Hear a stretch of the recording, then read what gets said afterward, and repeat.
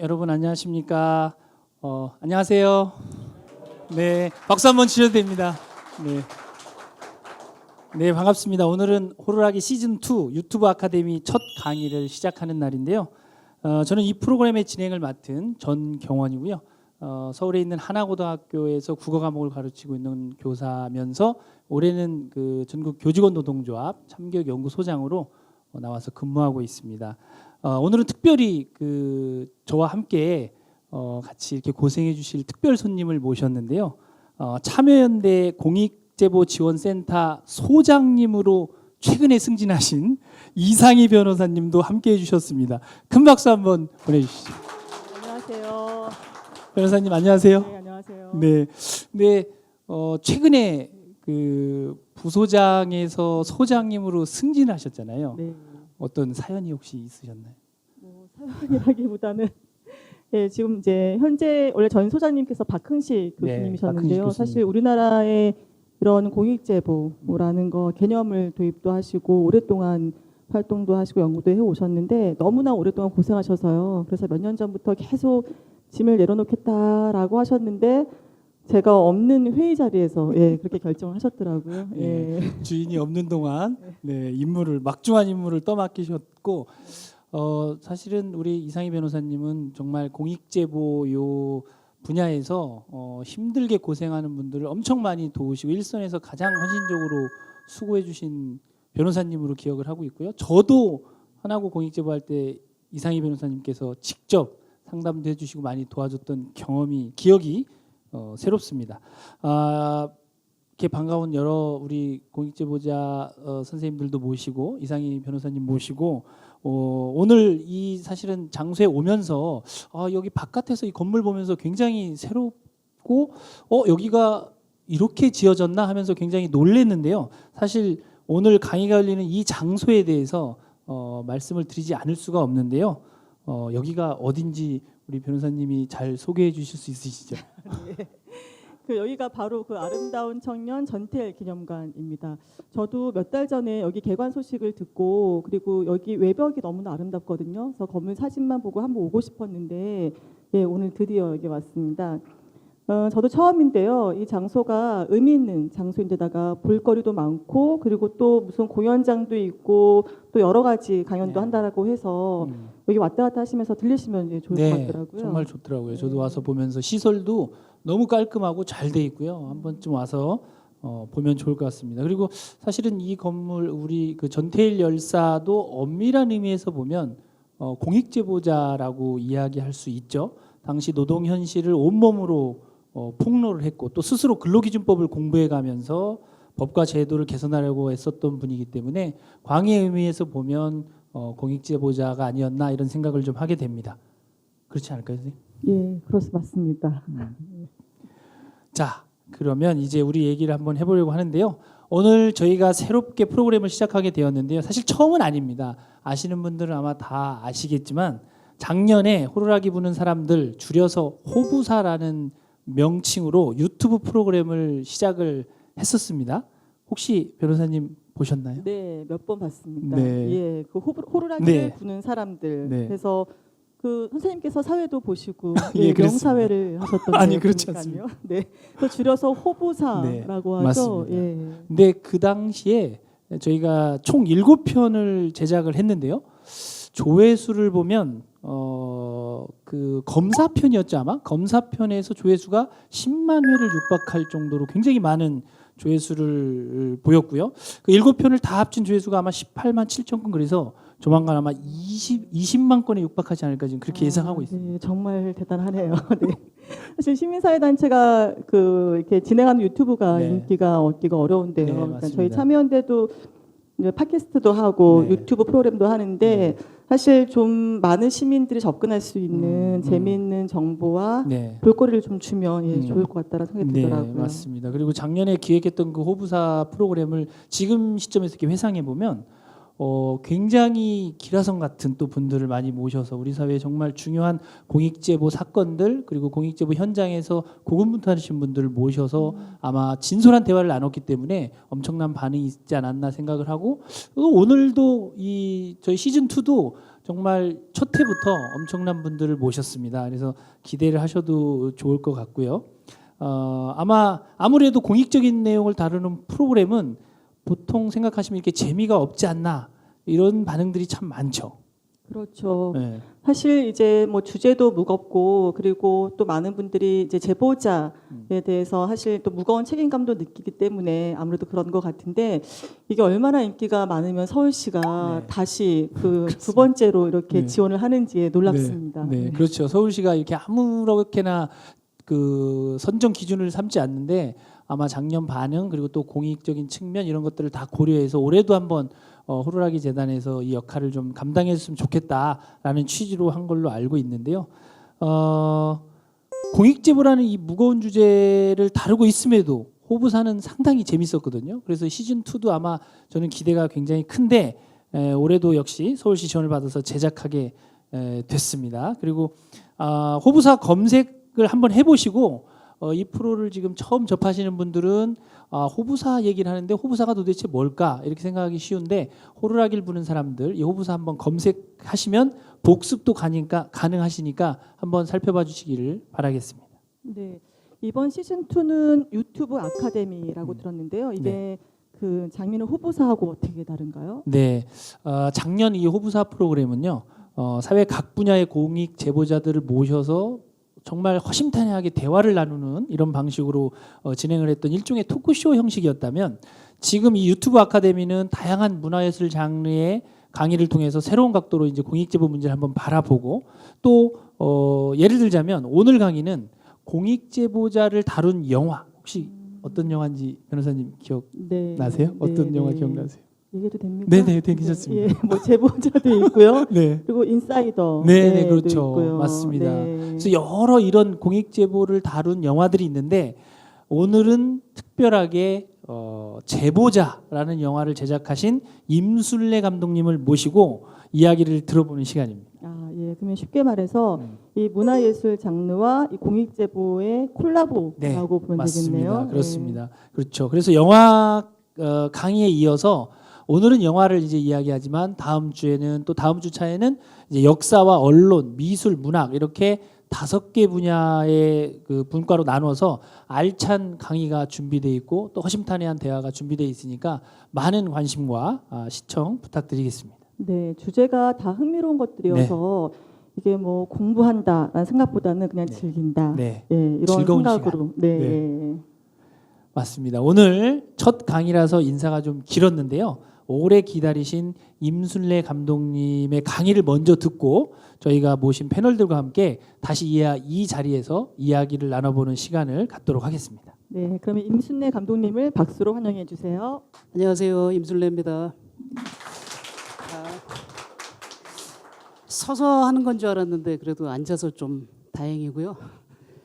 그 아까 호부사 유튜브 조회수 자꾸 얘기해서 되게 부담스러운데 그리고 오늘 제가 듣기로는 오늘 청중 분들이 이제 공익 제보자 분들이 많이 오셨다 그래서 실제로 또 제보자들 앞에서 또 강의를 한다고 하니까 좀 또 그 역시 좀 부담스럽긴 한데 제 강의가 재미없어도 이따가 패널로 나오실 두 분들이 굉장히 입담이 좋으시니까 유튜브 건너뛰지 마시고 끝까지 시청해 주시면 좋겠습니다. 이게 사실 그 제보자라는 아이템으로 대중 영화를 만든다는 게 사실은 굉장히 어려운 일이죠. 투자라든지 여러 가지 부분에 있어서. 그래서 제보를 소재로 한 영화가 그렇게 뭐 다른 나라에서도 많이 나오는 것 같지는 않고 우리나라에서도 아마 제보자라는 이슈를 정면으로 다룬 건 아마 제 영화가 처음이었었던 것 같은데 오늘은 이제 이 영화를 제가 만들게 된 어떤 배경과 여러 가지 그에 얽힌 이야기들을 좀 들려드릴까 해요. 그래서 실제로 이제 이 그 황우석 사건이 보도된 거는 2005년도였고 그 한학수 PD님이 이제 그 방송에서 다 다루지 못한 취재의 양이 어마어마했기 때문에 그거를 이제 책으로 쓰셨는데 그 책이 정말 그 부피도 두껍지만 굉장히 내용이 세세하고 아주 디테일하게 돼 있는데 그게 이제 그 여러분들도 기억하시겠지만 엄기영 앵커가 뉴스 말미에서 여러분이 이 뉴스를 어떻게 전해드려야 할까요?라는 이제 제목으로 책을 내셨고 그 책이 이제 2006년에 나올 때 보통 영화를 그 기획하고 하시는 분들은 뭐 픽션이나 소설책도 많이 구매해서 보지만 어쨌든 그 세간에서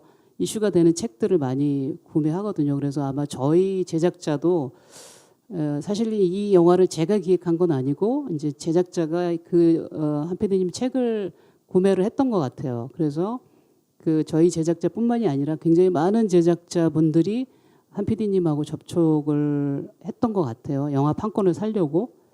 근데 이제 한 PD님이 계속 거절을 하셨다고 해요. 아직 그 사건이 이제 다 끝난 게 아니에요. 대법원에서 계속 뭐 재판 중이기도 했고 또 아직은 좀 생생하게 살아있기 때문에 여러 가지 또 논란도 더 또 중첩될 것 같기도 하고 그래서 계속 그 거절을 하셨던 것 같아요. 근데 아마 저희 제작자가 그 수많은 그 제안을 했던 제작자들 중에 가장 끈질겼던 사람인 것 같아요. 그래서 계속 포기하지 않고 이제 계속 이제 시간이 지나도 몇 년이 지났을 때까지 끈질기게 구애를 해서 아마 판권을 샀던 것 같고 저한테 이제 제안이 처음 왔던 거는 제 기억으로는 2012년 말 2013년 초였던 것 같아요. 그래서 처음에는 시나리오 초고를 저한테 줬어요. 이 황우석 줄기세포 사건을 가지고 시나리오를 썼는데 한번 연출을 해봐 주시면 어떻겠습니까? 라고 해서 시나리오를 읽었는데 시나리오가 사실 그렇게 썩 마음에 들지는 않았어요. 그래서 저는 좀 하기가 어려울 것 같다라고 거절을 했죠. 시나리오 읽고 나서. 근데 이제 돌아가는데 저한테 이제 아까 말씀드린 한학수 PD님 그 책을 주더라고요. 굉장히 두꺼운 원조를 준 거죠. 그래서 제가 집에 가가지고 이제 그거를 읽기 시작했는데 정말 뭐 한 PD님이 글 쓰는 솜씨가 처음에는 굉장히 뭐 그 전문적인 얘기고 그런 취재 뒷얘기라서 이렇게 뭐 몇백 페이지 되는 거를 언제 다 읽어 이렇게 생각을 했는데 정말 한번 붙잡았는데 뭐 손에서 놓을 수가 없을 정도로 글을 잘 쓰셨어요. 그래서 그 책을 다 읽고 나서 제가 이제 처음에 든 생각이 그 당시에 이제 그 제보를 하셨던 유영준 박사님이나 그리고 그거를 끝까지 이제 포기하지 않고 PD수첩이라는 프로그램을 통해서 우리에게 이제 방송을 하게 된 그 PD수첩 팀 한학수 PD님을 비롯한 PD수첩 팀들이 정말 대단한 사람들이구나. 그리고 그 당시 이들이 겪었던 그런 위협들 또 그들이 가졌던 어떤 뭐 그 희생 정신 혹은 뭐 정의감이라고 해도 좋고 그런 것들이 정말 존경스러웠어요. 그래서 그 책을 읽었을 때 이미 그 사건의 광풍은 한 번 지나간 거고 저는 이제 한 단계 건너 뛰어진 어떤 물리적으로 시간적으로 근데 그 당시에 그 현장에서 이분들이 오롯이 겪었을 어떤 공포와 두려움에 비하면 저는 정말 굉장히 안전한 지대에 있는 사람인데 뭔가 논란을 좀 피하고 싶고 좀 예민한 거를 건드리기 싫은 그런 나의 알량한 어떤 두려움에 대해서 좀 그 책을 읽고 나서 저분들의 정말 10분의 1, 100분의 1의 어떤 위협에도 좀 내가 두려움에 떨고 있다라는 걸 좀 자각을 하게 되고 그다음에 이제 포커스를 사실은 줄기세포가 어떻게 가짜를 만들게 됐나 그런 쪽에 포커스를 맞추기보다는 사실은 저는 이렇게 언론인에 대해서 더 이 영화가 제목이 제보자였긴 했지만 사실은 제보자에 초점을 더 두기보다는 사실은 그 언론인에 대해서 언론의 어떤 본분이 무엇인가 그거에 더 초점을 맞추기로 했어요. 그래서 그렇게 생각하게 된 거는 사실은 실험실의 어떤 그 진실을 1차 제보자 유영준 박사가 했지만 사실은 그거를 국민들에게 알리는 그런 역할, 언론인의 역할이 사실은 또 다른 제보자이고 또 더 중요한 제보자일 수도 있다라고 생각을 해서 이제 그 초점을 그쪽으로 맞추게 된 거죠. 그래서 더 많은 분량을 이제 그 언론인 쪽에 초점을 맞추게 됐고요. 그래서 이제 이 영화를 처음에 한다라고 했을 때 이제 그 당시에는 황우석 박사를 지지하는 팬클럽들이 있었어요. 굉장히 위세가 컸었던 그룹인데 이제 그분들이 그 박해일 씨하고 유현석 씨 그 소속사에 팩스를 보내서 항의하고 또 저희 제작자를 만나서 황우석에게 유리한 식으로 영화를 만들어주면 제작비를 자기들이 대겠다. 뭐 이런 제안을 받기도 했고 이번에 제가 제작자랑 오늘 이거 토크하면서 이렇게 기억을 더듬어 보려고 좀 얘기하다 새로 알게 된 사실인데 그 팬클럽 분들께서 제작자인 신모 대표와 저의 인형을 만들어서 화형식을 하겠다고 그랬다고 하더라고요. 뭐 장희빈도 아닌데 어쨌든 실제로 뭐 화형을 했는지는 안 했는지는 모르겠는데 근데 이제 뭐 이렇게 몇 번 그리고 이제 저희 영화 사무실로 전화가 와서 뭐 위치를 물어보고 저의 뭐 전화번호를 물어보고 그랬다는 얘기는 들었는데 실제적으로 위협이 뭐 그렇게 컸거나 그렇지는 않았어요. 그래서 영화를 들어가는 때는 그랬고 근데 이제 그 당시가 박근혜 정부 시절이죠. 영화를 만들었을 때가 그러다 보니까 사실은 이 영화가 제작비가 저희가 12년, 13년 이때 만들었는데 제작비가 한 40억 정도 됐었어요. 순 제작비가. 그러다 보니까 이제 예를 들어서 이제 큰 그 투자사 뭐 CJ, 롯데 뭐 이런 큰 투자사들한테 이제 먼저 그 시나리오를 주고 투자를 받으려고 했는데 굉장히 그 뭐라고 해야 되나 결정을 빨리 안 해줬어요. 이렇게 시나리오를 좀 더 고쳤으면 좋겠다. 그리고 시나리오를 고쳐도 피드백이 빨리빨리 오진 않았어요. 그래서 이제 계속 이제 좀 약간 끌려가고 있었는데 저희가 이제 주연이 박해일 씨인데 박해일 씨가 그 다음 작품이 위대한 독재자라는 작품이 이제 뭐 어느 시점에 딱 들어가기로 이미 다 그 예정이 돼 있는 거라서 박해일 씨 일정에 맞추려면 빨리 투자를 결정을 해야 되는데 지금은 이제 지금은 꽤 큰 투자 배급사가 됐는데 그 당시에 처음으로 메가박스라는 곳에서 처음으로 이제 투자처를 찾고 있었어요. 근데 메가박스도 이제 어느 정도 조금 인지도가 있는 작품에 투자를 해야 되는데 기존의 큰 투자사에서 다 독점을 하고 있으니까 그런 작품을 잡지 못하고 있었죠.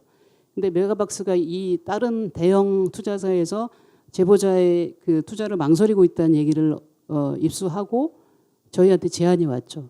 시나리오 안 고쳐도 되고 바로 돈을 주겠다라고 해서 저희는 바로 메가박스랑 손을 잡았죠. 그래서 작업에 들어가게 됐고요. 그래서 뭐 촬영하는 과정에 있어서는 크게 어렵지는 않았는데 이제 예를 들어서 그 실험실, 연구실로 나오는 그런 그 랩 같은 것들을 좀 섭외하는데 아무래도 이제 뭐 제약회사라든지 거기 영화에 보면은 뭐 줄기세포 거기 보관돼 있는 것 같은 그런 탱크 같은 거 있죠. 그래서 뭐 그런 것들을 어떤 랩이나 이런 그 생명과학의 어떤 배경을 보여줄 수 있는 장소를 섭외하는데 학교나 제약회사 혹은 뭐 연구소 이런 데를 섭외하는데 조금 어려움이 있었어요. 그 무슨 영화였냐고 했을 때 이렇게 황우석, 줄기세포 이렇게 얘기를 하면은 다들 조금 이렇게 꺼려하고 좀 그래서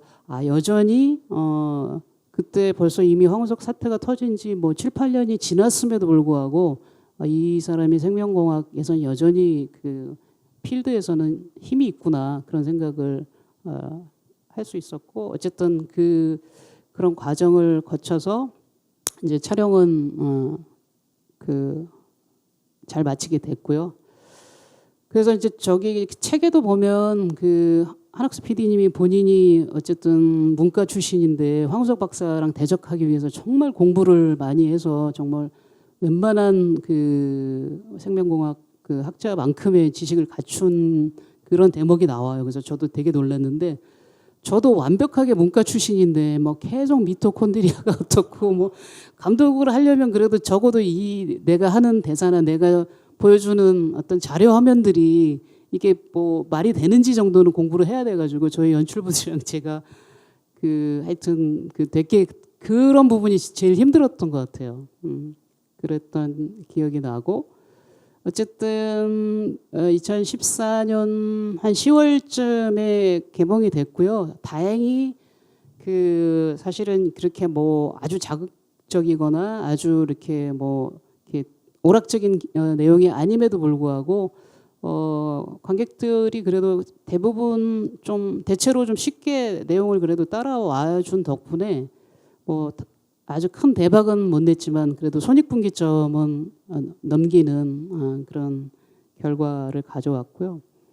촬영을 하면서 이제 또 이렇게 말씀드릴 수 있는 에피소드는 이제 촬영을 하다 보면은 스텝을 그 구하잖아요. 그랬을 때 이제 여러 스텝들이 이제 그 황우석 박사에 대해서 이제 제가 그 당시에 뭐 대학생이었는데 황우석 박사를 지지했다. 혹은 뭐 그때 저도 뭐 저희 어머님이 아프셔가지고 무릎에 관절에 문제가 있는데 줄기세포가 뭐 그 유일한 희망인 것처럼 생각해서 그때 엄청 지지했었고 지금도 사실은 좀 뭐 지지하고 있다. 그래가지고 황우석 박사를 좀 옹호하는 발언을 해서 저한테 스텝에서 잘리는 계약이 안 된 분들도 좀 계셨고요.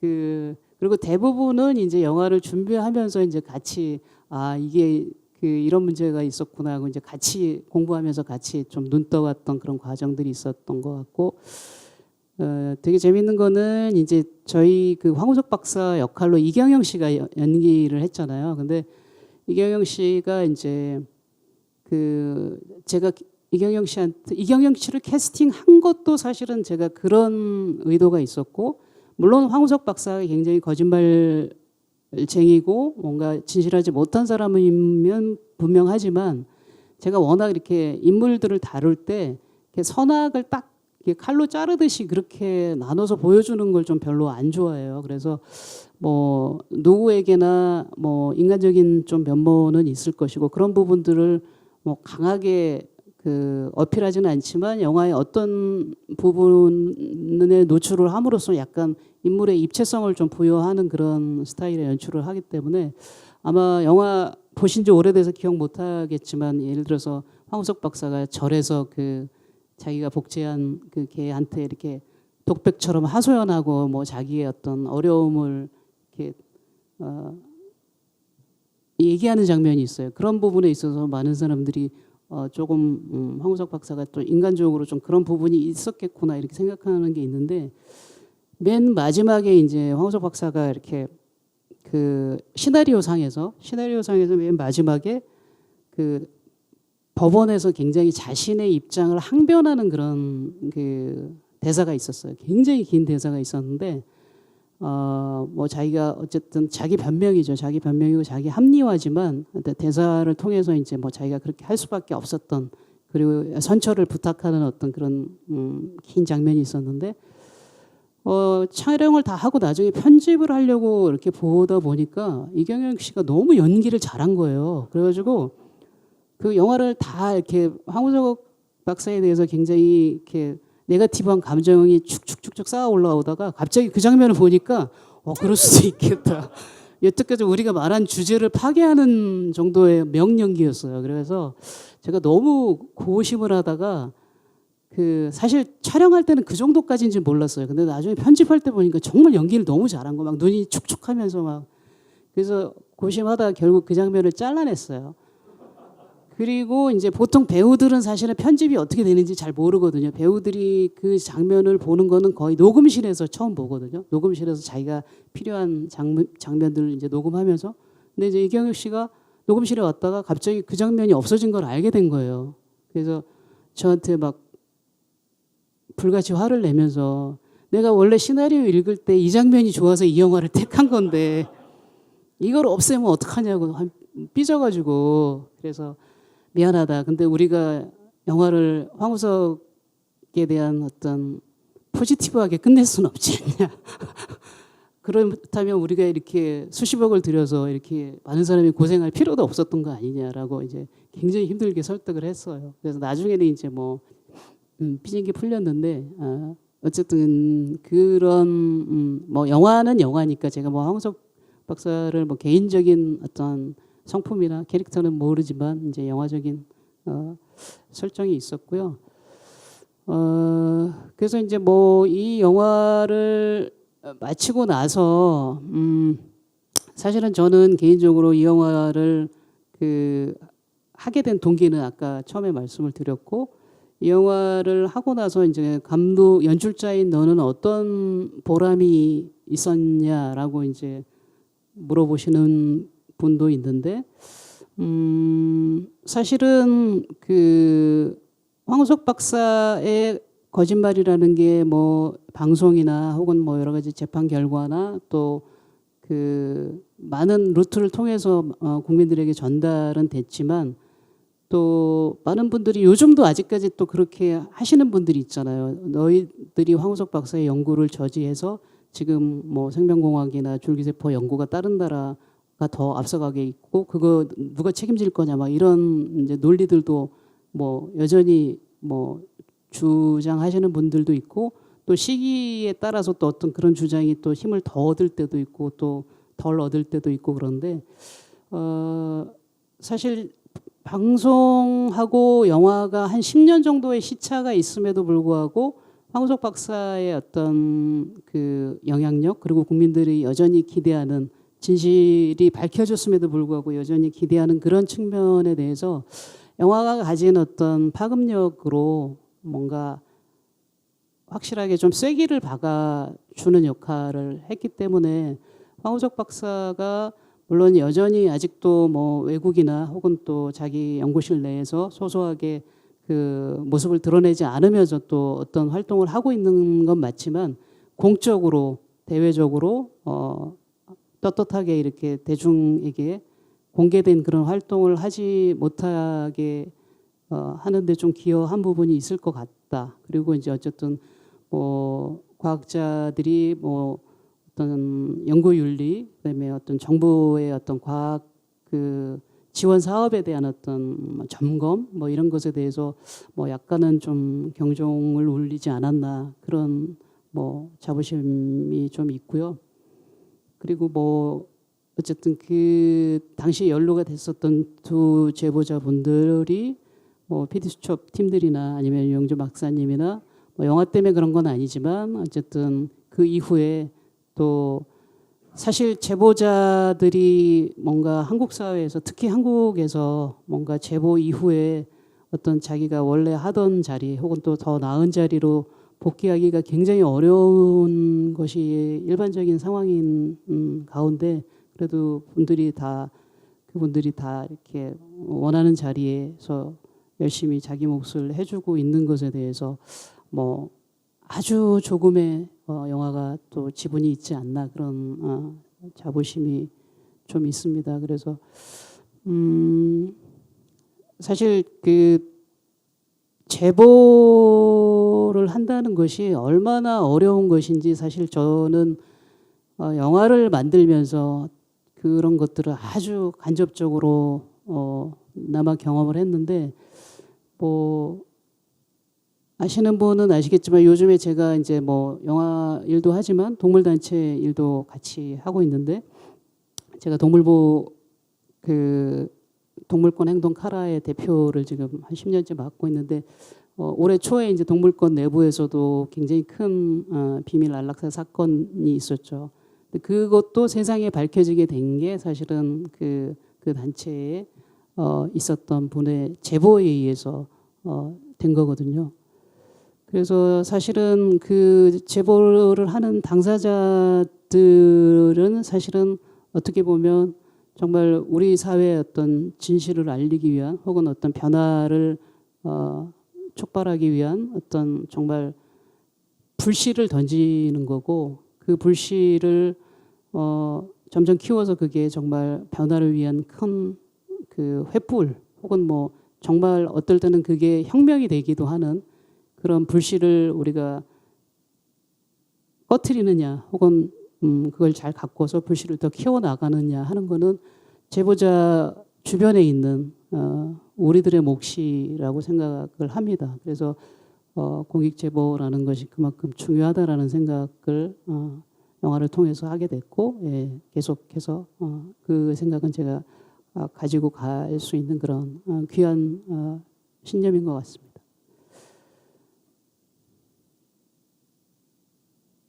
제가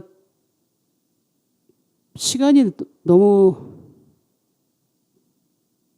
괜찮습니까? 예, 아마 제가 영화를 만드는 데 있었던 뭐 비하인드 스토리는 요 정도고, 아마 이따가 그 패널들 나오면 훨씬 더 풍부하고 좀 다채로운 이야기를 같이 나눌 수 있을 것 같습니다. 예, 감사합니다. 네, 감독님 아주 강의 잘 들었습니다. 네, 아유, 고생하셨습니다. 네. 호루라기 시즌2 유튜브 아카데미 첫 강의를 우리가 들어봤는데요. 이제 같이 이렇게 편하게 이야기를 나누는 시간을 가질 텐데요. 우선 그 이야기 손님으로 우리 깜짝 놀랄 만한 손님들을 모셨는데요. 예, 제보자의 실제 주인공들이시죠. 저도 이런 자리에 두 분 같이 뵙는 건 처음인데요. 저 맨 끝에 한학수 PD님 예, 오셨고요. 그리고 옆에 분은 강원대학교의 유영준 교수님이십니다. 네, 큰 박수로 한번 환영해 주세요. 안녕하세요. 우선 그 두 분 최근 근황이 어떠셨는지 간략하게 좀 인사 좀 해주시죠. 예, 저는 당시 피디수첩 그 취재를 했었고, 황우석 사태 그 뒤에 아프리카의 눈물 뭐 다큐멘터리를 한번 만든 적이 있고, 그 뒤에 이명박 박근혜 정부 때 조금 힘들었습니다. 그래서 귀향살이를 한 몇 년 좀 했었고, 제작 일선에서 네. 좀 쫓겨나 있었다가 촛불혁명 이후에 제작에 복귀해서 지금은 피디수첩 앵커로 지금 앵커를 맡아서 진행하고 있습니다. 예. 네, 이영준 교수님도 최근 어떻게 지내셨는지. 예, 저도 2005년도에 그 사건 이후에 한 2년 정도 실직하고 있다가 2007년도에 고려대학교에 그 병원에 취직을 했고, 네. 그 이후에 의사 전문의 따고 또 아산병원에 일하고 하다가 지금 강원대 교수로 임용됐습니다. 네. 7년 차입니다. 네. 아, 네, 그러셨군요. 임 감독님 어떠세요? 이렇게 두 분 보시면 두 분이 다 제보자셨는데, 임 감독님 시각에서 보시면 지금 이렇게 멋지게 지내고 계신 모습 보면서 흐뭇하세요? 어떠세요? 그 뭐 원래 멋지신 분들이었기 때문에 예, 더 멋져지신 것 같아요. 네. 네. 우리가 오늘 그 이야기 나눌 이 영화 제보자, 이 일명 그 황우석 사태를 다룬 영화인데요. 지금 젊은 신세대 친구들은 사실 영화를 기억하지 못할 수도 있고 못 봤을 수도 있죠. 이 영화가 실화를 바탕으로 한 영화라는 사실도 아마 모를 수 있을 것 같고요. 지금으로부터 14년 전 이야기인데 벌써 영화로 나온 지도 5년이 지났어요, 변호사님. 예, 벌써 그렇게 됐네요. 네. 사실 그 당시에는 이게 인터넷도 켜기만 하면은 뭐 줄기세포가 나왔고, 만나기만 하면 사람들 줄기세포 이야기하고, 약간 좀 사회가 좀 광기에 좀 예, 속에 있어서 좀 섬찟하기도 했었죠. 네. 그 당시에요. 그 당시 저도 기억이 나는데 굉장히 뭐 황우석 박사라고 하면 우리 사회에서 생명공학, 특히 이제 줄기세포 분야에서는 뭐 기라성 같은 명성을 자랑하는 그런 인물이었는데, 일단 이 영화 그 제보자를 제작하게 된 계기에 대해서 먼저 한번 좀 이야기를 나눠볼까 하는데요. 우선 임슬례 감독님 아까 이렇게 설명하실 때 살짝 언급은 하셨는데 처음 대본을 보고는 거절하셨다. 근데 우리 한학수 PD님이 쓰신 그 책을 보고서 메가폰을 잡기로 결심했다, 이런 말씀을 살짝 해주셨는데, 아마 시청자들께서도 그 대목이 되게 그런 일이 있었나? 도대체 어떤 내용이 글이 써 있었길래 그렇게 메가폰을 잡게 된, 결심을 하게 된 걸까? 굉장히 호기심이 많을 것 같아요. 그 부분 좀 말씀을 좀 부연 설명을 해주시면 어떨까요?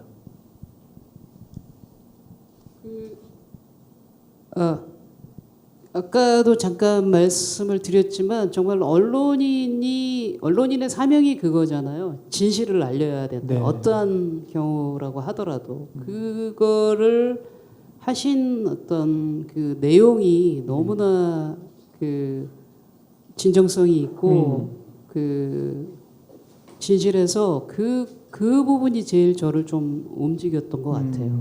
그래서 아 정말 언론인이라면 이런 태도를 가져야 된다라고 생각을 했고 물론 그 보도를 하기 전에 이제 이전에 그 제보가 있었기 때문에 네. 가능했던 거고 또 제보자와 1차 제보자와 또 언론인 사이의 어떤 굳건한 신뢰 두 분 사이에 정말 강력한 어떤 믿음이 없었다라고 하면 이 제보가 저희한테까지 전달이 안 됐을 거예요. 그런 두 분의 관계도 굉장히 저는 좀 인상 깊었고요.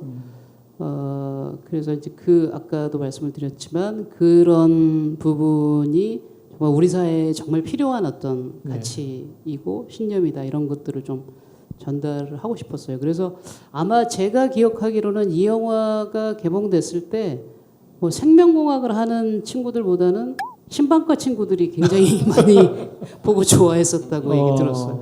네, 그러니까 그만큼 그 당시에 이 영화가 갖는 파급력이 뭐 엄청나게 컸던 거고 또 황우석 사태가 갖는 우리 사회 의미가 굉장히 컸던 건데 우선 그 한 PD님 도대체 어떤 내용을 그렇게 무슨 생각으로 글을 쓰셔서 대본 시나리오보다 더 큰 어떤 충격파를 던져서 우리 임 감독님께서 메가폰을 잡게 하셨는지 좀 말씀해 주시죠.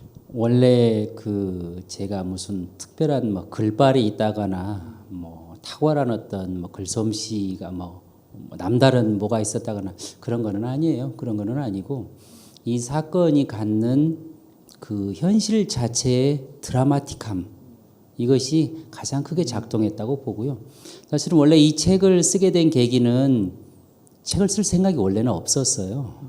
이 책을 쓰는 가장 큰 모티브를 줬던 것은 최승호 당시 PD수첩 부장이에요. 네. 그러니까 유영준 씨를 만나서 제보의 내용을 듣고 이 제보가 정말 만만치 않은 제보고 한국 사회를 뒤흔들 것이다 라는 얘기를 부장한테 했고 당시 부장이었던 최승호 부장이 그 얘기를 듣고 나서 한숨 한번 쉬고 그리고 나서 이제 하는 얘기가 이것은 반드시 법원으로 간다. 너와 나는 어쩌면 검사 앞에서 모든 사태를 직면해야 될 수도 있다. 그래서 지금 바로 이 순간부터 모든 것을 다 기록해라. 기록하지 않으면 죽는다. 이것이 최승호 부장의 엄명이었어요. 그리고 그 최승호 부장님이란 당시 PD수첩 부장이었고 지금은 이제 MBC 사장이 돼 있는 그 MBC 사장님 최승호 부장님. 공범자들이라는 그 영화를 네. 만들었던 영화 감독 최승호 이렇게 불리면 아주 좋아합니다 본인이. 그래서 어쨌든 그 기록하기 위해서 그리고 내가 살기 위해서 그래서 또 제가 조금 꼼꼼한 스타일이라서 기록해야 됐고 또 이 사안 자체가 과학적인 디테일이 아주 뚜렷한 것이었기 때문에 엄정하게 기록하지 않으면 안 되는 상황이었고 그래서 최승호 사장의 뜻대로 그 한 6개월 취재하고 취재 그 전 과정 이후에도 그 제가 썼던 모든 메일들 조연출이 썼던 모든 메일들 취재 작가가 썼던 모든 기록들 다 수집해서 몇 달간 다시 또 재조사를 하고 그리고 그것에 기초해서 이제 그 사건을 재구성해서 있는 그대로 쓴 것이죠. 그래서 그것은 첫 번째는 법에 대항하기 위해서 내가 살기 위해서 썼던 그런 기록이었고 두 번째는 쓰다 보니까 이것이 1차 사료다. 네. 역사의 한 플레이어로서 내가 당사자가 되어버렸다. 이 사건에서는 관찰자이면서 다큐를 기록하는 그런 것을 넘어서는 플레이어가 내가 되어버렸기 때문에 내가 겪었던 그 기록을 있는 그대로 보존해서 드러내는 것이 1차 사료로서 역할을 할 수 있다. 그래서 이제 책을 쓰게 된 거고요. 그리고 그 책이 재미있게 된 것은 그 스토리 자체가 갖는 무협지적인 성격. 네. 이런 걸출한 인물이 나와가지고 저를 이제 이렇게 인도했던 그런 이야기들이 있기 때문에 그 현실의 그 드라마틱함이 아마 책을 조금 읽기 쉽게 그래서 그 뒤에 이제 개정판이 나왔는데 제목을 좀 바꿨어요. 그 진실 그것을 믿었다. 라는 제목으로 똑같은 출판사에서 네. 어떻게 검색하셔도 됩니다. 진실 그것을 믿었다. 예, 뭐 네. 도서관에서 이렇게 빌려서 보시면 전국의 도서관에 네. 충분히 다 그 지금 비치되어 있습니다. 말씀하신 그 진실 그것을 믿었다의 원 제목은 여러분 이 뉴스를 어떻게 전해야 할까요? 예. 네. 야, 진짜 이 말씀을 들어보니까요, 변호사님 정말 기성 권력, 거대한 권력에 맞서서 그것을 진실을 말한다는 것이 얼마나 고통스럽고 얼마나 많은 심리적 압박이 있었을까 하는 점이 느껴지는데요. 우선 이제 영화 속으로 한번 들어가 보죠. 유영준 교수님 지금 앉아 계시는데 아마 제 생각에는 그 영화를 여러 번 보시지 않았을까 이런 생각도 드는데요. 이 영화를 처음 보셨을 때 소감이 어떠셨나요? 영화관에서 한 두세 번 공식적으로 본 것 같고요.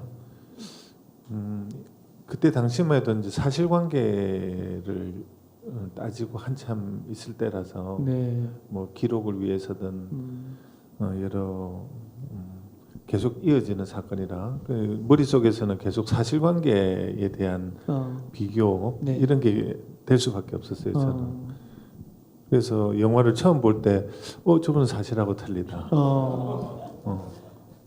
저건 아닌데. 이런 그런 식으로. 부분들이 많이 있었어요? 예. 근데 네. 그게 어쩔 수 없는 부분인데 네. 그 픽션이라는 걸 알면서도 네. 자꾸 이제 그렇게 되는 거죠. 그런데 나중에 알고 봤더니 그 정해진 시간 내에 그렇게 만드는 게 그 모식화시키고 그런 게 보통 그렇죠. 일이 아니더라고요. 네. 그래도 잘 나중에는 이해하게 됐어요. 그 영화 이렇게 보시면서 막 불안하시거나 뭐 어떤 감정이 막 떠오르거나 이런 건 없으셨나요? 계속 오만 생각이 다 들죠. 그때 당시 회상도 되고. 네. 그렇습니다. 감독님 이 영화 만드실 때 앞부분에 보면은 항상 어떤 영화들 보면 이 영화는 어떤 사실에 기초했으나 영화적 뭐 그런 걸 위해서 이렇게 허구를 뭐 이렇게 했습니다. 뭐 이런 식의 자막이 올라가고 하잖아요. 그런 거 다 염두에 두고 하신 거죠 지금? 그러니까 사실 뭐 유영준 박사가 저희를 고소하거나 네. 아니면은 황우석 박사가 저희를 고소해도 되는 사실은 상황인데 네.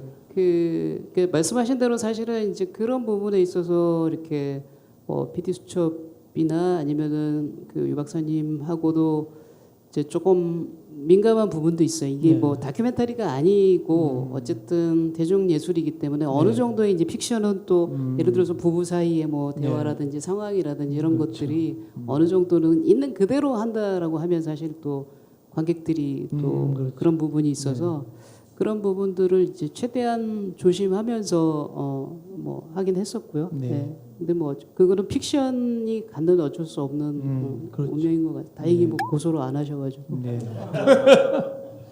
예, 근데 저는 정말 여쭤보고 싶은 게 있었는데 제가 이제 이 영화가 처음 나오고 이제 뭐 사전 그 정보 없이 영화관에 들어갔는데 저는 처음에 이제 그냥 황우석 박사와 관련된 영화다라고 해서 유영준 교수나 또는 황우석 박사가 주인공이 돼서 영화가 만들어질 줄 알았는데 의외로 이 PD님들이 주인공이더라고요. 그래서 사실은 이제 말씀하신 것처럼 이런 언론 뭐 기자나 PD들이 진짜 제보자 역할을 해야 되거든요. 제2의 제보자. 그러니까 이분들이 있어야지 실제 1차 제보자의 그 제보 내용이 진실이 드러나고 공감대를 얻을 수가 있는 건데 그래서 그런 점에서는 되게 중요한 지점이긴 한데 근데 이 주제를 정하실 때 황우석 박사나 유영준 교수가 아니라 이 PD를 정하신 특별한 그런 고민은 없었나요? 내가 누구를 정할 것인지에 대한 그런 고민들?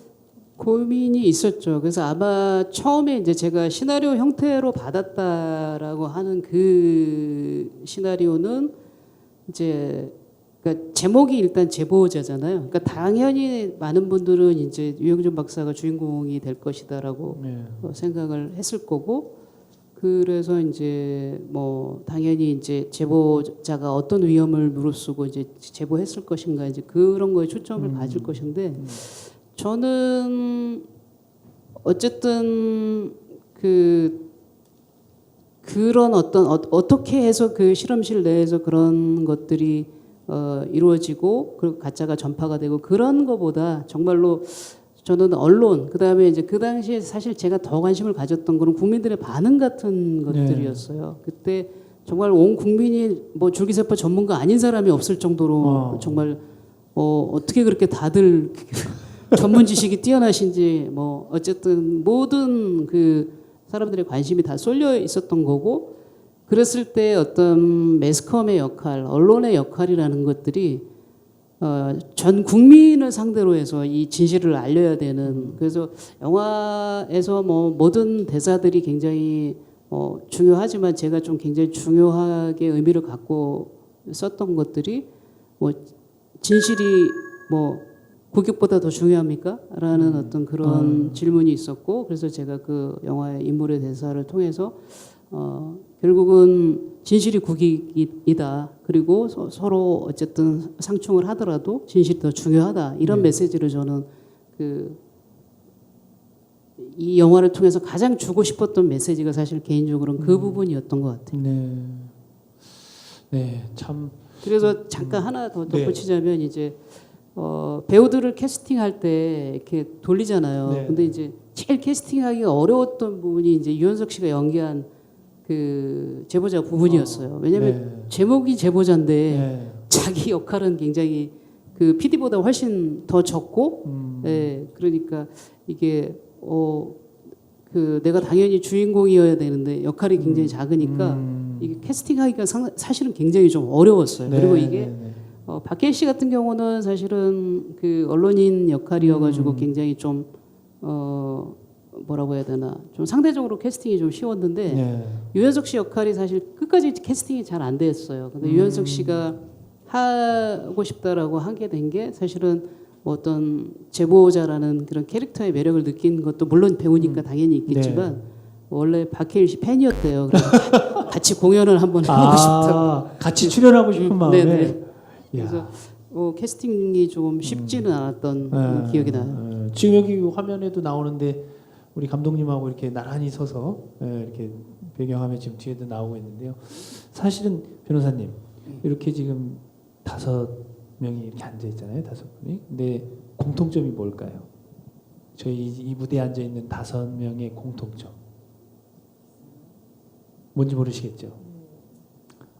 이 5분은 사실은 엄밀한 의미에서 보면 공익 제보자들이에요. 왜 그런지 아세요? 1차 제보자가 우리 유 교수님이시잖아요. 2차 제보자시잖아요. 3차 제보자시고 그 제보자들을 보호하고 계시는 공익제보지원센터 소장님이시잖아요. 이런 공통점이 있는데 사실은 들으면서 이렇게 느꼈던 게 엄청난 그 외압이나 압력, 고통 이런 게 있었다 싶은데요. 우리 한학수 PD님부터 그 당시에 받았던 가장 큰 압력 혹은 외부의 어떤 외압, 힘들었던 것들은 무엇이었을까요? 뭐 일단 제가 받았던 외압보다 훨씬 더 많은 고통을 받았던 게 당시 최승호 부장 그리고 그 위에 있던 최진용 국장 이 2명이 사실 가장 힘들었을 겁니다. 외풍을 막느라고. 어떤 면에서는 2명이 그렇게 막아줬기 때문에 제가 좀 편하게 소신껏 프로그램을 할 수 있었던 그런 측면이 있고요. 그런 면에서 놓고 보자면 그 얼마나 그 권력으로부터 이것을 막아주는 보호막의 역할이 얼마나 필요한가 하는 거를 다시 한번 제가 좀 생각하게 되고 그리고 물론 이제 서로 외압이나 이런 것도 있었지만 그 어떤 물리적인 또는 그 위협 이런 것들이 조금 좀 가족들한테는 좀 미안했죠. 그러니까 당일 처음에 1차 방송했을 때는 방송 11시에 이제 방송 하는데 10시에 이제 테이프 넘기고 사무실로 이제 올라오는데 뭐 작가분들이랑 막 다 막 난리가 나서 그랬었는데 그날 밤에 뭐 저희 가족들 사진 다 인터넷에 뜨고 그리고 뭐 그 캡션에 뭐 죽여야 될 사람들은 이 4명, 3명이었구나. 둘째가 한테 태어났을 때 3명 막 이런 막 거의 사례를 직접적으로 표현하는 그런 글들이 막 붙고 그랬으니까 그래서 그날 밤에 우리 회사에서 공식적으로 공시를 했어요. 이것은 범죄다.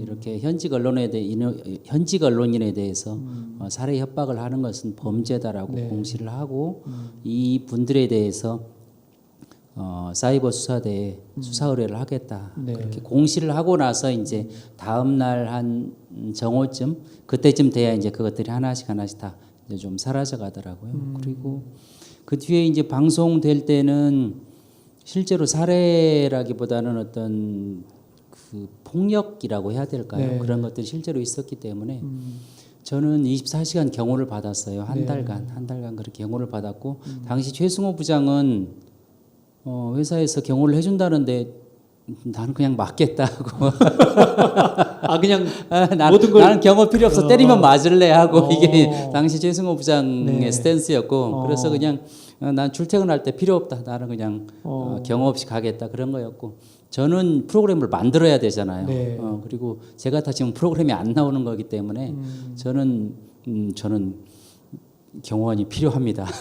경호원이 필요. 그래서 24시간 한 달간 그리고 뭐 태권도 막 몇 단 막 몇십 단 하시는 분들이 그랬었고 그것은 이제 제가 겪었던 아주 작은 일들이고 실제로 그 뒤에 이제 전해 듣기로 이제 그 유영준 박사가 겪었던 고통은 저보다 훨씬 더 강하고 좀 어려운 것들이었죠. 네. 유영준 박사님 한번 그때 당시에 어떤 사실은 그 저희가 이렇게 추측해 보건데 엄청난 그 심리적인 압박이 강했을 거라고 생각되는데 어떤 고통들이 그때는 있었을까요? 제가 제보자들 모임에 가면은 네. 이제 이야기를 쭉 들으면 정말 공통적인 그 심리적 압박이 있어요. 네. 그런 것들은 정말로 기본적으로 항상 깔려서 있고 이제 실제 뭐 거처가 정해지지 않는 거. 네. 잠잘 데가 없어요. 집에 못 들어가니까. 네. 그 앞에 막 집 앞에 막 기자니 지지자들이니 그게 네. 쟤를 잡으려고 막 진을 치고 있기 때문에 또 근처에 못 가고 그리고 막 첫날 둘째 날은 아마 그 목욕탕 이런 데서 네, 아마 또 있었던 걸로 기억하고 뭐 하여튼 도망자 생활을 했고요. 그리고 뭐 이후에 뭐 협박 전화 뭐 메일 이런 거 요즘도 한 번씩 옵니다. 그래요? 요즘까지요? 예, 요즘도 오고. 야. 예. 그리고 뭐 일단 2년 정도 그 직장이 없었기 때문에 생활이 안 되잖아요. 그렇죠. 그런 기본적인 것- 생활이 생활이 안 되고 뭐 그런 거 다 말을 할 수는 없고 하여튼 뭐 고통이 뭐 이만저만이 아니었죠. 네. 특히 이제 유 교수님 같은 경우에는 그 당시에 이제 리틀 황우석이라고 할 정도로 하여간 그 이제 그런 사실을 알기 전에 연구에 대해서 엄청난 열정을 가지고 계셨고 그리고 또 그 안에서는 되게 촉망받으신 신진 연구자였는데 이 제보로 인해서 이제 그들과의 관계가 끊어지고 그다음에 이제 그 자기 좀 꿈을 접어야 되고 이런 것들이 또 한편 힘드셨을 것 같아요. 저는 이제 전문 연구자로 살려고 이제 의사도 환자 보는 일도 그만두고 그 길을 걸어가고 있었는데 이제 전문 연구자 꿈이 이제 그때 접힌 거죠. 네. 접히고 지금 그 뭐 의사를 할 수밖에 이제 없는 상황에 다시 돌아갔고 예, 지금도 반반 생활을 하고 있고 그래서 그때 당시에 제가 원래 계획했던 그 전문 연구자 생활이 접힐 때 참 괴로웠던 것 같아요. 네, 참 그 이 자리에도 우리 공익 제보를 하신 선생님들이 같이 와서 자리를 빛내주고 계신데요. 항상 공통점은 진실을 말하기 위해서 모든 것을 걸어야 하는 이 사회는 이제 끝나야 한다라고 지난 그 호부사에서 말씀하신 분이 서지연 검사셨거든요. 우리 사회에서 검찰은 정의로워야 하는데 검찰이 정의롭기 위해서 진실을 말하기 위해서 자신이 가진 것을 다 걸어야 하는 사회는 이제 끝나야 한다라고 했던 말이 귀에 좀 이렇게 쟁쟁한데요. 우리 유영준 교수님도 아마 그 고통의 시간들을 잘 이겨내시고 지금까지 이렇게 오신 걸로 이렇게 보이는데 우리 두 분께 뜨거운 박수 한번 좀 보내주시죠. 네. 근데 또 유영준 교수님께서는 생명윤리 쪽으로 계속 네. 연구를 하시다 보니까 또 여전히 이제 황우석 박사는 그쪽으로 그렇죠. 또 계속 하고 있고요. 그래서 또 얼마 전도 아니죠. 몇 년 전에 그 최순실 게이트가 네. 있지 않았습니까? 네. 그 줄기세포 불법 시술 문제, 그 문제를 가지고 또 언론사에서 인터뷰를 하시다가 네. 황우석 씨가 또 명예훼손으로 고소를 해서 네. 또 재판을 받고 이제 결국 무죄가 나오긴 했지만 네. 여전히 좀 이어지고 있다라고 봐야 되겠죠. 네. 참, 그러네요.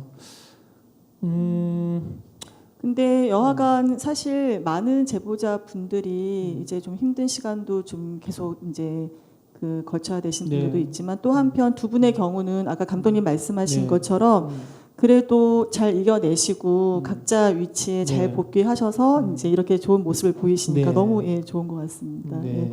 또 이런 모습이 제보자분들에게는 한편 힘이 되는 것 같아요. 네, 그러니까는 맞아요. 저희가 이제 이런 이야기를 할 때마다 우리의 이야기가 좀 제보를 하려고 하시는 분들에게 네. 용기를 꺾는 게 아닌가라는 약간 우려가 있는데 네. 또 이런 분들을 보면서 또 힘을 얻지 않을까라는 생각이 좀 네. 드네요. 네. 네. 감독님 네, 그 부분은 실제로 저도 좀 많이 느끼는 부분입니다. 그리고 네. 유영준 박사의 그 제보는 사실은 대단히 각별한 제보기도 합니다. 그러니까 유영준 박사가 제보를 했을 때 제보 동기도 그 어떤 각별하기도 하거니와 또 이분이 혼자만 제보한 것이 아니고 실제로는 부부가 함께 제보를 했단 말이에요. 그러니까 유영준 박사가 먼저 결심을 하고 네. 이것을 가만둬서는 사람의 생명까지 위험해질 수 있겠다라고 하는 그런 근본적인 동기를 가지고 저희에게 제보를 했었고 그리고 몇 달간 한 두세 달, 한 서너 달 걸렸던 한 세 달쯤 이 영준 씨의 부인이 사모님이 계속 고민을 했죠. 같은 연구원이었으니까. 네. 그 저도 또한 설득을 했고, 그래서 익명으로 가고 그 다음에 그렇지만 어쨌건 혼자 하는 것보다는 한 명이 할 수 있다면 좀 거드는 것도 나쁘지 않겠습니다. 그렇지만 그 부부 입장에서 사실은 한 명도 아니고 두 부부가 이제 한꺼번에 다 제보를 해야 되는 그런 상황이었기 때문에 또 같은 실험실에 있었던 네. 그런 연구원들이었고 연구팀장이었고 그랬으니까 상상하기 힘들 정도의 큰 결단이죠. 이 두 부부에게는. 네. 그래서 그 부분에 있어서 영준 씨의 부인 저희로는 당시 이제 제보자 B라고 불렀던 네. 제보자 A, 제보자 네. B에게 너무 고맙죠. 고맙고 그런 결단하기가 너무 힘들었고 그리고 그것 때문에 사실은 1년 또 2년간 각각 직장을 잃고 살았던 것이고 그래서 거리를 그렇게 배회했을 때 저희가 얼마나 마음이 심란했겠어요. 그러니까요. 최승호 부장이나 저도 이게 언론에 이렇게 드러나고 나서 얼마나 힘든 삶을 사는가 하는 그런 그 안쓰러움이 있었고 네. 근데 이제 그 뒤에 강철 같은 의지를 가진 분이죠. 저는 제보자 이 옆에 있는 유영준 박사를 만난 게 참 행운이라고 생각하고 네. 보통 사람이면 그냥 쓰러질 수 있는 그렇죠. 멘탈이 붕괴될 수 있는 그런 상황인데 결국 그걸 다 극복해내고 이 자리까지 오게 된 거니까 네. 그리고 그런 생각이 들어요. 그렇게 제보자가 제보에서 망하는 그런 스토리가 아니라 제보를 해서 당시 1년, 2년간 직장도 잃고 그런 어려움이 있었지만 네. 그러나 자기의 이야기가 역사에 정확하게 기록이 되고 그렇습니다. 그다음에 바로 잡히고 또 가족도 정상적으로 다시 네. 가지게 되는 그게 이런 스토리들이 사실은 조금 더 많이 알려졌으면 네, 하는 네. 그런 생각이 들고 제보자의 어두운 면뿐만 아니라 실제로 이런 긍정적인 면이 더 소개돼야 네. 앞으로 조금 더 제보도 많아지지 않을까 하는 생각이 들고 그런 면에서 놓고 보자면 한국 공익제보에서 대단히 드물게 그런 사례가 아닌가 네. 그런 생각을 좀 가져봅니다. 네. 그 임순례 감독님과 저희가 사전에 이제 미팅을 할 때 임 감독님께서 그 말씀을 하셨어요. 그러니까 내가 제보자 영화를 만들고 나서 고맙고 뭐 감사한 점이 있다면 이 영화의 주인공들이 혹은 원일 제보자 우리 유 교수님 그리고 한학수 PD님이 더 잘 되고 지금 잘 살아가는 모습이 난 더 흐뭇하다는 말씀을 한번 하셨거든요. 그래서 공익제보 관련된 우리 사회에서 정말 저는 최근에 어디 그 청렴연수원에 이렇게 강의를 갔더니 어떤 수강생 한 분이 강의 내용을 이렇게 요약해서 PPT로 만들어 주시면서 이분이 공익제보자를 휘슬블로우라고 이렇게 얘기를 하는데 선진국 가운데 공익제보자를 이렇게 존경하는 의미로 쓰는 용어가 라이트 브링어라는 용어를 쓴다는 거예요. 그러면서 빛을 가져다 주는 사람, 빛을 전달하는 사람. 그래서 그런 용어를 그분이 쓰시길래 우리 사회가 공익 제보자들에 대한 시선 혹은 존경 이런 마음을 한층 더 좀 담으면 그렇게까지도 우리가 시선을 좀 바꿀 필요가 있지 않겠나 하는 생각을 하게 되는데요. 생명에 대한 얘기를 하다 보니까 우리 또 임순례 감독님께 이제 여쭤볼 내용들이 있는데 그 동물행동권 카라의 지금 대표를 맡고 계시고 앞서도 강의 때 살짝 말씀하셨는데 동물 관련된 영화도 몇 편 제작하신 걸로 알고 있습니다. 미안해 고마워. 그리고 또 동물 영화 제작 계획이 혹시 있으신가요? 네, 지금 뭐 영화랑 하는 거는 아까도 말씀드렸지만 사실 머릿속에 뭐 아무리 있어봐야 그게 캐스팅이 되고 투자가 돼야 들어가는 거기 때문에 네. 지금 사실 그 동물 영화 하나를 기획 중에 있긴 한데 네. 아직 말씀드리기엔 좀 네. 이른 미리 얘기하시면 안 되니까. 네, 알겠습니다. 한학수 PD님께서는 지금 그 공익 제보와 관련된 아이템을 뭐 준비를 하고 계신다고요? 또 뭘 또 준비하고 계신 게 있나요?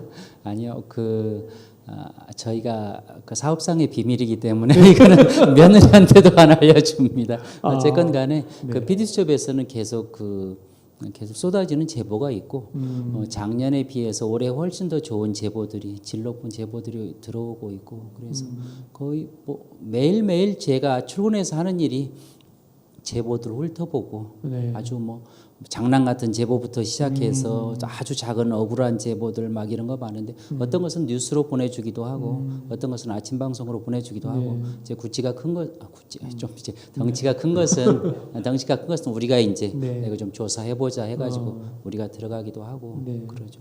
그 전선에서 어떻게 보면 정말 우리 사회의 거대한 거악과 맞서서 싸우는 그 현장에서 정말 많이 힘드실 것 같은데 어떠세요? 좀 어떻게 보면 작두에 계속 서 있는 네, 느낌이죠. 그럴 것 그리고 또 입바른 소리 하다가 목 날아가는 사람들 많이 보시잖아요. 네. 그래서 조심스럽게 살려고 하고 그 다음에 또 어떻게 보면 남을 이렇게 잘못된 점을 지적하는 것이 그만큼 자기에게는 조금 자기 스스로를 돌아보게 됩니다. 그렇죠. 돌아보게 되고 그리고 또 제가 그래서 PD들한테도 조금 주변을 더 봐라, 더 보고 그 다음에 나쁜 면 아까 임 감독님도 말씀하셨지만 나쁜 면이 있는 그 악당 그 한 명의 그 캐릭터에 너무 매몰되지 말고 네. 저것이 갖는 구조가 무엇인가, 저 사람 하나를 목을 치는 게 문제가 아니고 저 근원이 과연 무엇인가, 네. 이 근원을 보여주는 거기에 조금 초점을 맞춰라. 네. 어차피 대중예술이고 우리도 시청자들을 의식해야 되기 때문에 쉽고 캐릭터화시켜서 표현하는 것은 맞지만 그러나 큰 틀에서 그 뿌리를 보여주지 않는다면 넘어온 그 포도나무의 그 포도가 아니고 그 저 밑에 있는 그 뿌리를 우리가 보여주지 않는다면 그래야 사실 또 근본적으로 좀 의미도 있고 그래서 그런 것을 좀 지적을 하고 그렇습니다. 네. 아무래도 좀 나이가 들어서 그런가 조금 더 그런 이제 네. 보수적인 스탠스를 이제 주문하기도 하고 네. 그렇기도 합니다. 네. 뭐 현장에서 하여튼 최선을 다하고 계신 모습을 많은 국민들이 응원을 하리라고 믿고요. 또 우리 유영준 교수님은 요즘 뭐 연구하시는 분야에서 어떤 연구를 하고 계시고 또 앞으로 계획 같은 것도 한번 좀 소개를 해주시죠. 황우석 사태가 저한테 이제 뭐 가져간 것도 있지만 제가 그걸 통해서 또 얻은 게 있다면은 이제 과학 윤리나 연구 윤리, 생명 윤리 분야를 따로 이제 제가 학위를 또 그때 공부를 또 해서 네. 이 분야 또 윤리계에서 또 활동을 좀 하게 됐어요. 요즘은 뇌과학 관련해서 많이 이슈가 있어서 네. 그 부분 연구를 주로 요즘 하고 있습니다. 뇌과학 쪽도 예. 연구를 하죠. 제가 학교에서 보니까 공부 성취도가 아주 우수한 학생들이 장래에 이렇게 공부하고 싶은 분야에 뇌과학이 굉장히 많은 인기를 끌고 있어요. 예, 그거는 굉장히 선택 잘하는 것 같아요. 네. 아니 근데 정말 우수한 학생들이 뇌과학 얘기를 자연계 담임할 때 보니까 많이 진로 선택을 하길래 처음엔 저도 이게 굉장히 요즘 또 이제 미래 사회에는 또 이게 관심 분야구나라는 걸 알게 됐어요. 예, 좀 이렇게 네, 많이 부추겨서 좀 보낼까요? 주시고. 네. 알겠습니다. 선생님은 그쪽 분야에 정말 주목받는 연구자로 계속 활동하시기를 기대하겠습니다. 오늘 저희 그 호루라기 시즌 2 첫 방송으로 임순례 감독님 그리고 류영준 교수님, 한학수 PD님을 모시고 공익제보를 주제로 한 영화 제보자에 대해서 이야기를 나눠봤는데요. 시간이 너무 짧으시죠? 짧죠? 네, 굉장히 아쉬운데요. 마지막으로 한마디씩 이렇게 공익제보자들 앞으로 아마 이 방송을 보고 또 공익제보를 망설이는 분들이 많이 계시거든요. 뭐 그분들을 위해서 혹은 이 방송 이제 마무리하면서 소감을 한마디씩 한학수 PD님부터 좀 들어보겠습니다. 저는 그 임 감독님한테 일단 뭐 감사드립니다. 왜 그러냐면 이 제보자라는 영화를 통해서 우리가 숨겨졌던 닥터 K라는 우리가 그 이름으로 감춰졌던 유영준 박사가 영화를 전후로 해서 사실상 이제 내가 제보자였습니다라고 당당하게 밝힐 수 있는 어떤 사회적 분위기와 계기를 만들어 줬기 때문에 사실상 그 역할을 해주셔서 저는 너무 마음의 짐을 덜었고 그래서 참 기쁘고요. 그리고 저는 어차피 저널리스트고 또 한편으로는 저는 무사라고 생각합니다. 그러니까 칼잡이의 운명이라는 게 항상 그렇듯이 이 칼이 상대를만 찌르는 게 아니고 결국 나에게 돌아올 수 있다.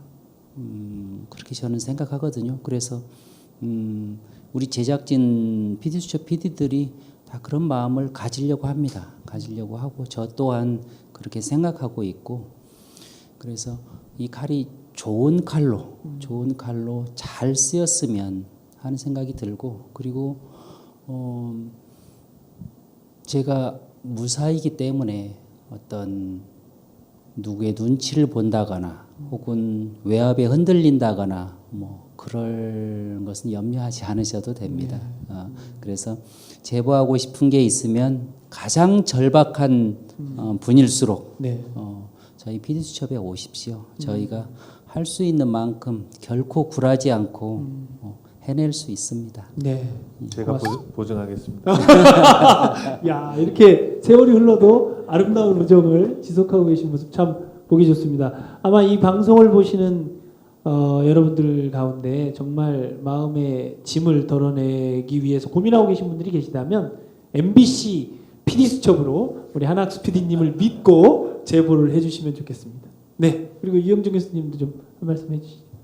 예, 지금까지 뭐 제가 이까지 그냥 오게 된 게 다 뭐 여러 음지에서 양지에서 저도 알고 있는 분 모르는 분 다 도와주셨더라고요. 정말 뒤에서 들으니까 정말 깜짝깜짝 놀랄 일들이 지금도 계속 새롭게 나오고 있고 꼭 드리고 싶은 말은 제보자분들께 꼭 드리고 싶은 말이 하나 있어요. 네. 마음이 지옥 같으실 거예요. 근데